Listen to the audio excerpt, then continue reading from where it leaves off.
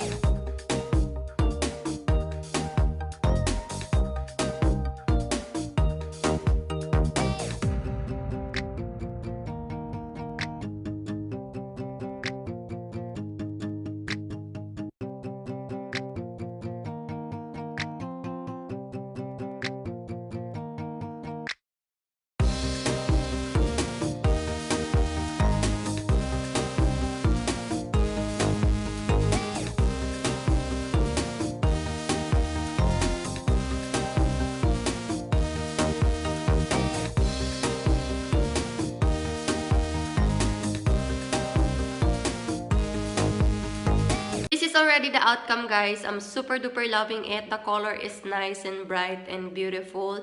And the fact that natakpan niya yung aking darkness sa aking lips, it's really, nice. I like it. Hindi nga lang perfect yung aking lips, of course. Pero, nagawa naman ng paraan. And so far, wala naman akong bad reaction about this one. Well, except for that one thing. While I'm peeling it off, I have a dry lips in there and nasama siya sa pag-peel off ko. So, okay lang, hindi naman sobrang sakit. And the glue is fine. Also, I just have a little bit feeling of salty taste. Maybe because of the food coloring or the glue. I don't know. So, yan, that's it. Sana nagustuhan nyo, guys. That is all for this video, for this DIY. Thank you so much for watching and see you again next time. Bye! Love you so much. Mwah.